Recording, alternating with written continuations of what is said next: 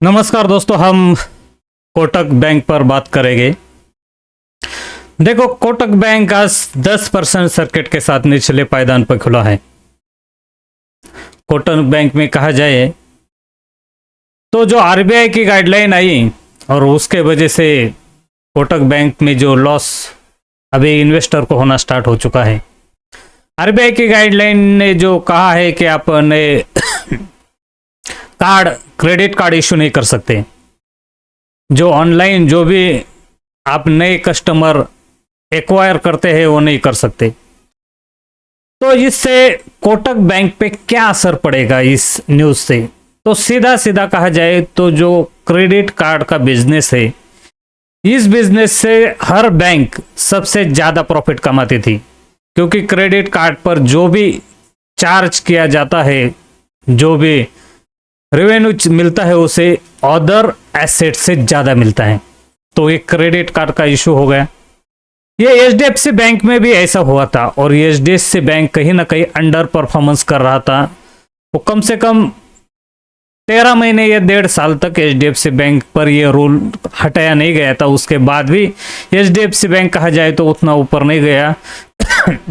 अभी HDFC bank की थोड़ी सी अलग स्ट्रैटेजी है, लेकिन कहीं ना कहीं ऐसा लग रहा था कि कोटक बैंक एक रेंज में है और ये रेंज से अगर निकला तो ये ऊपर जाएगा। ये अंडर परफॉर्मेंस स्टॉक था, इसमें बहुत से इन्वेस्टर ने पैसा लगाया है और बहुत बड़ी मात्रा में पैसा लगाया है।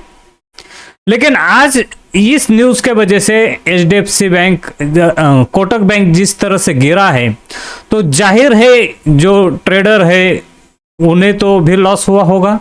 अभी नए ट्रेडर क्या सोचेंगे वो पता नहीं, लेकिन जो इन्वेस्टर है उन्हें तो जरूर बड़ा लॉस हुआ है। सीधा 10% नीचे, मतलब इतने नीचे तो किसी ने अगर कोरोना के टाइम लिया होगा तो भी अच्छा है, लेकिन इन्वेस्टर को डरने की जरूरत नहीं है। अब इस बात पर ध्यान रखो कि कोटक बैंक में जो ये इशू आया है, ये हर किसी न किसी बैंक पे आता है। इससे कोटक बैंक के जरूर प्रॉफिट पे असर पड़ेगा, क्योंकि आप कस्टमर एक्वायर नहीं कर सकते, तो कस्टमर नए बनाने के लिए इन्हें हर घर जाना पड़ेगा, कुछ तो अलग सोचना पड़ेगा। ऊपर से इन्हें जो आरबीआई ने जो रूल दिए हैं उसका पूरी तरह से इंप्लीमेंट करना पड़ेगा, तब जाकर इस पर से जो कोटक बैंक का जो भी डिसीजन लिया है वो हटेगा। अभी इसके लिए 3 महीना लगेगा, 6 महीना लगेगा और कितना लगेगा वो कहना बहुत मुश्किल है, क्योंकि एचडीएफसी बैंक जो इतने बड़े बैंक को 13 महीने लग गए थे, तो कोटक बैंक के लिए जरूर ज्यादा टाइम लगेगा। लेकिन हाँ, हम इन्वेस्टर है, क्या हम इन्वेस्ट कर सकते हैं? अगर इन्वेस्टिंग है तो हम क्या कर सकते हैं? अब यही सोचना हमारे हाथ में है। देखो, एचडीएफसी बैंक में जो एक पैटर्न की तरह चलता था और बहुत दिनों से एचडीएफसी बैंक एक रेंज में फंसा हुआ था।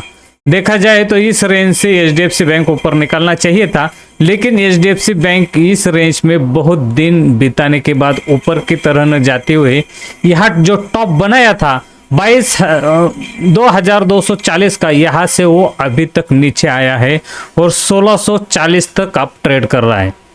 ये एचडीएफसी बैंक के लिए, कोटक बैंक के लिए जरूर खतरे की घंटी है, लेकिन इन्वेस्टर ने इसे डरना नहीं चाहिए। आप एक बात ध्यान रखो, अगर आप नए इन्वेस्टर हो तो आपको इस बैंक में जरूर इन्वेस्ट करनी चाहिए, लॉन्ग टर्म के लिए सोचना चाहिए, क्योंकि मार्केट जिस वैल्यूएशन पर अब है वो ज़्यादा ओवरबॉट वैल्यूएशन है।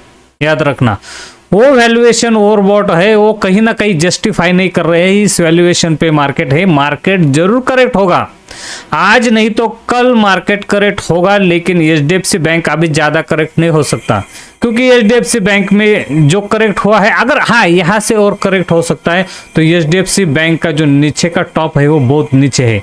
देखो, जो बॉटम है एचडीएफसी बैंक का वो बहुत नीचे है और हम एक्सपेक्ट नहीं कर रहे कि एचडीएफसी बैंक यहाँ तक जाना चाहिए, क्योंकि यहाँ तक गए तो इन्वेस्टर के तो पूरे इन्वेस्टर इतना पैसा लगाता है, वो भाई धड़कन तो तेज होगी ना, हर किसी की होती है। तो 1400 तक आखिरी उसका सपोर्ट है और इसके ऊपर जाए तो 1488 तक, 1480 तक। लेकिन हमारे एक्सपेक्टेशन के हिसाब से कहीं ना कहीं कोटक बैंक यहाँ घूमना चाहिए। अभी इसका फायदा किसको हुआ देखा जाए तो आज सीधा एक्सिस बैंक 4 से 6% ऊपर है। ये एक्सिस बैंक ऊपर कोटक बैंक की वजह से नहीं गया, कोटक बैंक को नीचे गिरने के लिए किसी को खींचना था ऊपर। महिंद्रा जो एचडीएफसी बैंक में पहले से थोड़ा वो प्रेशर, सेलरिंग प्रेशर है, आईसीआईसीआई बैंक ऊपर गया है, एसबीआई का रिजल्ट आना बाकी है और एसबीआई कहीं गिर गया तो प्रॉब्लम हो जाएगा। कोटक एक्सिस बैंक का रिजल्ट आया है और वो अच्छा है और इसलिए एक्सिस बैंक को ऊपर खींचा गया और एक्सिस बैंक के जरिए ही मार्केट को और स्टेबल करने की कोशिश की जाएगी। आज मार्केट गिरेगा नहीं, शायद अगर आज मार्केट गिर गया तो कोटक बैंक में और प्रेशर बढ़ेगा तो कोटक बैंक नीचे जाएगा। देखो कोटक बैंक ज्यादातर 20 मूविंग एवरेज को सपोर्ट करता है, 200 मूविंग एवरेज को, 20 नहीं 200 मूविंग एवरेज को। और वीकली चार्ट पर देखो, ये हमारा जो भी वीकली चार्ट है, जब भी Kotak Mahindra bank weekly chart को इसको टच करता है तो जरूर बाउंस होता है, लेकिन आज कोटक महिंद्रा बैंक इसके नीचे जाके क्लोज दिया है।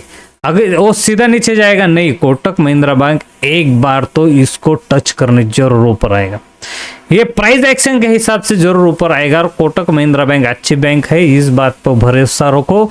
इस वैल्यूएशन पर अगर कोई भी हो तो बेचने की कोशिश ना करे, कहीं ना कहीं आप इसे हेज करें, कॉल सेल करके, एट द मनी का कॉल सेल के हेज करे या पुट को सीधा बाय करे, पुट को बाय करे। जहां जाना है जाने दो, नीचे जाना है तो जाने दो, कम से कम आपका जो होने वाला लॉस है वो कम हो जाएगा। लेकिन यहाँ पर हम बेचने की सलाह तो नहीं देंगे।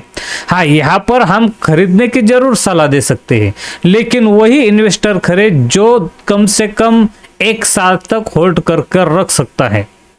इस बात का ख्याल रखा करो और अच्छी तरह से ट्रेड करो। देखो ये मार्केट है, मार्केट में कभी ना कभी कोई ना कोई शेयर गिरेगा, कोई ना कोई ऊपर आएगा, हर टाइम कोई ना कोई न्यूज आती है। तो आपने हर कैपिटल को सही डिस्ट्रीब्यूट करो और सही तरह से डिस्ट्रीब्यूट कर ही आप उसको ये पोजीशन बनाओ। लेकिन कोटक बैंक के लिए जरूर ये अभी अंडर परफॉर्म करेगा, ये सीधा ऊपर जाना बहुत मुश्किल है। यहाँ रुकना चाहिए था, इसके नीचे जाके ट्रेड किया है। मुझे लगता है कल शायद इसके ऊपर आना चाहिए, 1660 के ऊपर ये ट्रेड करना चाहिए। अगर 1660 के नीचे ट्रेड करना स्टार्ट हो गया तो फिर 1600 और फिर 1480 तक के नीचे जा सकता है। लेकिन अगर आप इसमें इन्वेस्टेड है तो आपने क्वांटिटी को हेज करे। अगर जो भी लॉस में है वो कहीं बेचकर निकलने की कोशिश ना करे। इस पर अगर नीचे जाएगा तो जरूर बेचने का प्रेशर बनेगा, लेकिन ये आप खरीदने का मौका है। डरोगे तो मारे जाओगे भाई, ये मार्केट है। इस तरह से सोचो समझो और फिर ट्रेड करो। ओके, जरूर इस पर अगर कोई न्यूज़ आएगी तो हम इस पे अपडेट दे देंगे।